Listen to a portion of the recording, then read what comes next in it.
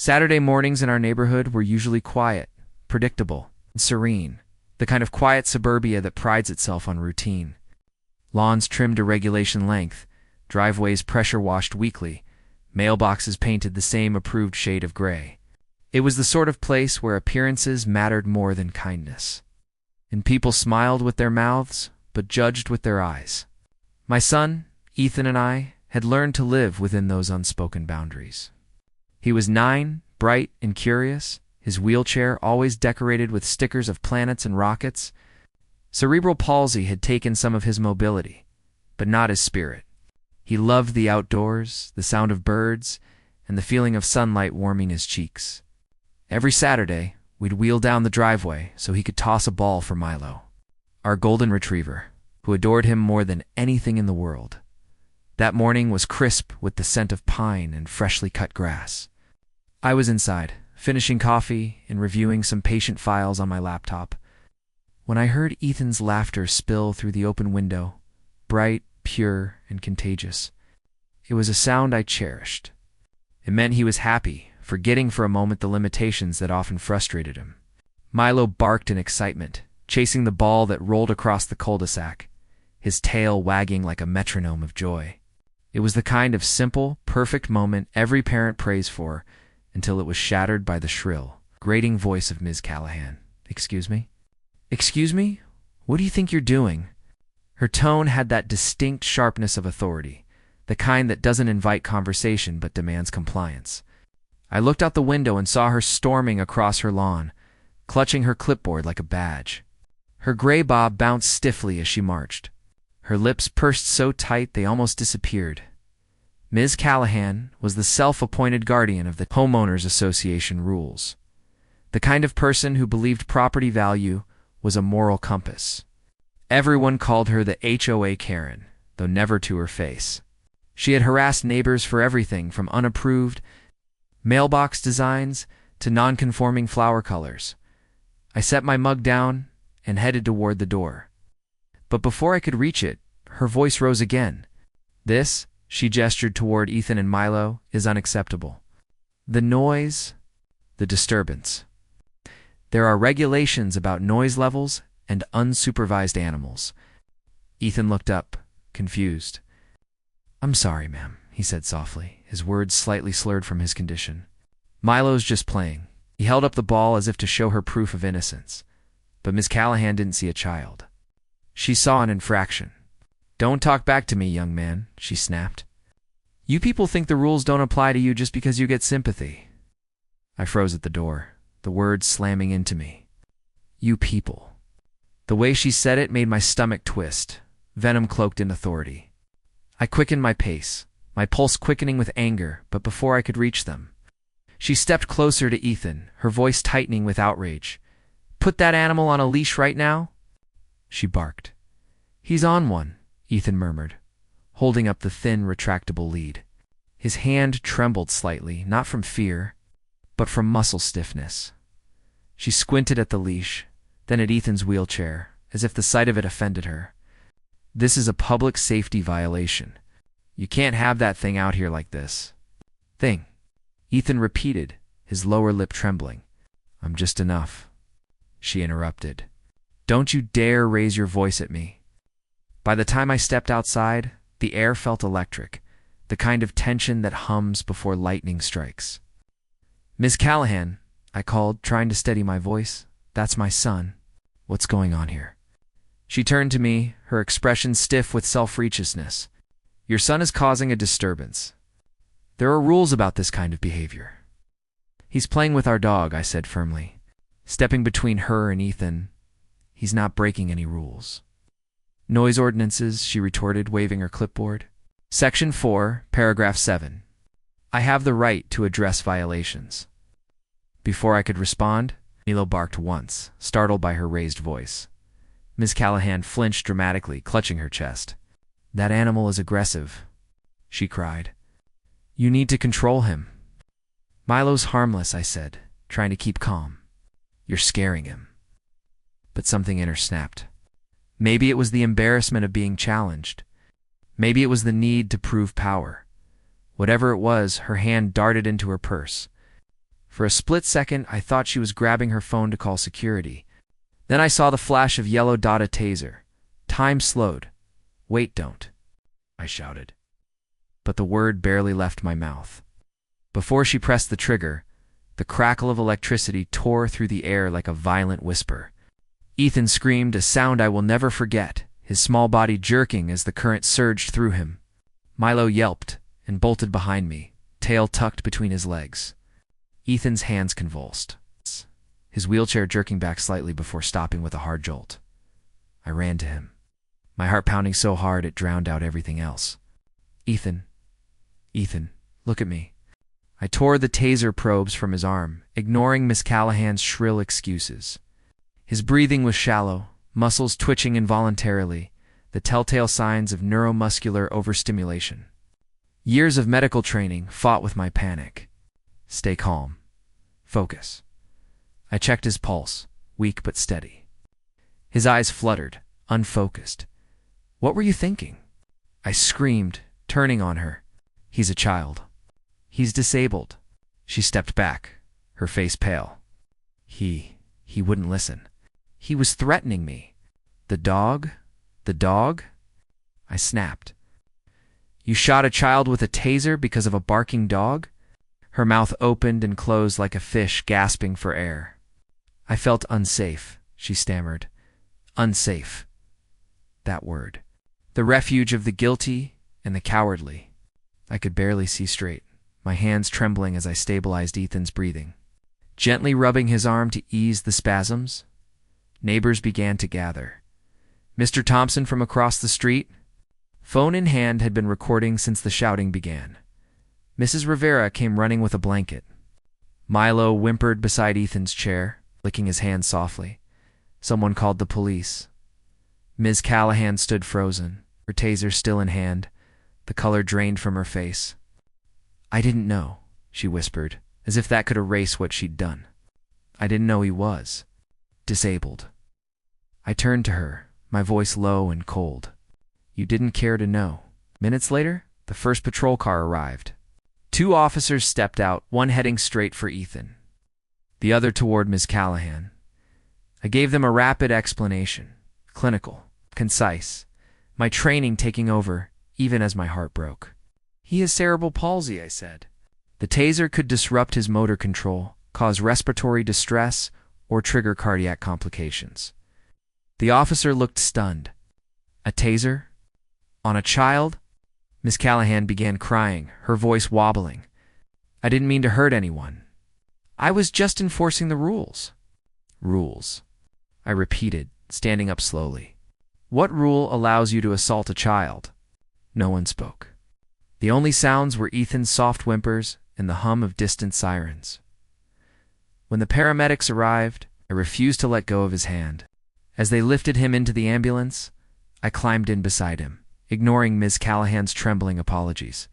The last thing I saw before the doors closed was her clipboard lying in the street, papers fluttering in the wind like fallen feathers. In that moment, something shifted inside me. I wasn't just a mother anymore. I was a neurologist who had witnessed a violent misunderstanding of humanity. And I knew that this would not end with apologies or excuses, because some confrontations aren't just about rules or noise complaints. They're about empathy, or the lack of it. And that morning, Ms. Callahan learned that ignorance, when armed with power, can be more dangerous than any weapon. The ambulance ride was a blur of lights and beeping monitors. I sat beside Ethan, clutching his small, trembling hand as paramedics checked his vitals. His skin was pale, lips quivering with each shallow breath. The faint smell of ozone still lingered, that distinct, acrid scent of discharged electricity. I'd seen patients shocked before, but never like this. Never my own child. Every instinct screamed to intervene, to take control, but I forced myself to let the professionals work. My training told me that panic could cloud even the most capable mind, and right now, Ethan needed calm. When we arrived at the hospital, I switched roles instantly, from terrified mother to focused neurologist. The attending physician, a resident I vaguely remembered from a seminar, recognized me. "Dr. Lawson?" he said, surprised. "What happened?" My son was tased, I said bluntly. He has cerebral palsy. The electrical discharge may have exacerbated his spasticity and could trigger neural misfiring. We need to run a full neuromuscular panel EMG, cardiac monitoring. He blinked, startled by the speed of my words. Yes, of course. We'll get him stabilized first. As they moved Ethan to a bed, I stood just behind the curtain, watching every motion, the placement of electrodes, the IV insertion, the flicker of his eyelids as sedation calmed the spasms. Only when his breathing evened out did I allow myself to exhale. My legs nearly gave out, and I caught myself on the rail of the bed. For a moment, the sterile light blurred, and all I could see was that yellow flash. That sound of crackling energy tearing through my son's small frame, hours past before. I stepped out into the waiting area. The police were there, the same officers from earlier. One of them, Officer Daniels, nodded respectfully. "Ma'am, we just need your statement when you're ready." I sat across from them, hands clasped, and told the story from start to finish. Every detail. The noise complaint, the clipboard, the confrontation, the taser. My voice stayed steady, clinical, detached, the way it did when I presented at medical conferences. Even though my heart was breaking, when I finished, Daniels sighed. "We've reviewed the footage from a neighbor's door camera. It's exactly as you described. We've taken Miss Callahan into custody for assault with a weapon and child endangerment." "Good," I said quietly, though the word felt hollow. No charge could undo what had happened. He hesitated. "She's claiming she acted in self-defense." "Self-defense?" I echoed, incredulous. "Against a 9-year-old boy in a wheelchair?" The officer's silence was answer enough. When I returned to Ethan's room, he was awake, groggy but alert. "Mom," he whispered, voice small and fragile. "I'm here, sweetheart," I said, brushing his hair back. "You're safe now." His eyes filled with tears. "Did I do something wrong?" That question tore through me. I leaned down and hugged him, my cheek against his. "No, baby. You did everything right. Someone else did something very, very wrong." He nodded slowly, still confused. She looked so angry. I didn't know why. I swallowed hard. "Some people forget how to be kind when they're scared, but that's not your fault." He drifted back to sleep, and I sat there for hours watching his chest rise and fall, promising myself silently that I would never let something like this happen again. By the time we returned home the next day, word had spread.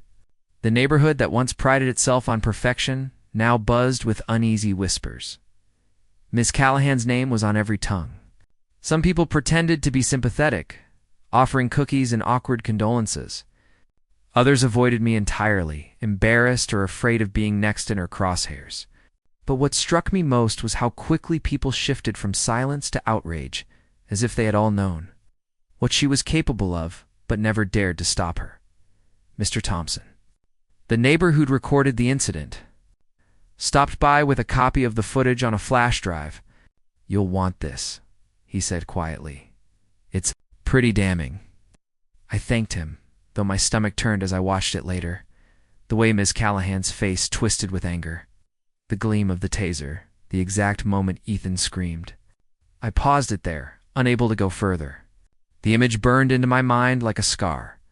That evening, I began writing my report, not as a parent, but as a neurologist. I documented the physiological effects of the taser discharge on Ethan's pre-existing condition: increased muscle rigidity, disrupted neural signaling, transient bradycardia. I compiled every medical note, every waveform, every lab result. I wanted the record to be irrefutable. Days later, the police called again. "Dr. Lawson," Officer Daniels said, "the district attorney's office is moving forward with charges. They're also requesting your professional opinion on the potential medical risks of her actions." I agreed without hesitation. "I'll testify." At the hearing, Miss Callahan looked smaller somehow, her posture deflated, her arrogance stripped away. Her lawyer spoke of misunderstandings, of fear, of tragic accidents. But when it was my turn to speak, the courtroom fell silent. I explained the physiology of electrical current, traveling through a child's developing nervous system. How the shock could cause permanent damage.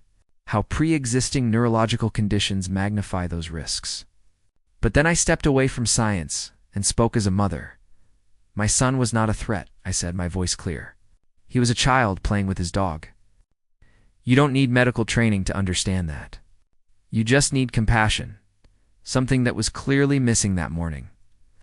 When I finished, Ms. Callahan couldn't meet my eyes. The verdict came quickly, guilty of aggravated assault and reckless endangerment. She was sentenced to community service, mandatory counseling, and barred from holding any HOA position again. It wasn't nearly enough, but it was something.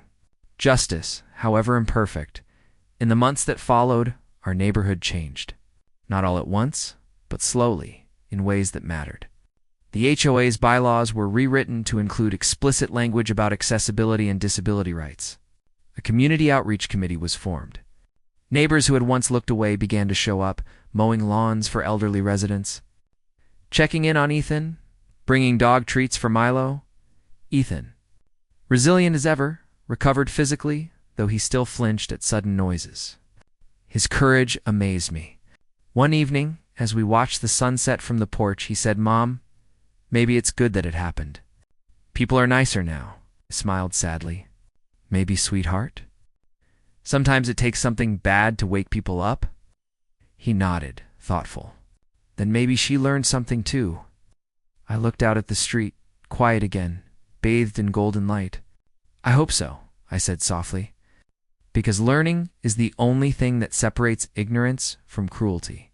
8 months later, I received a letter in the mail. It was from Miss Callahan. I almost threw it away, but curiosity stopped me inside. The handwriting was neat, trembling slightly.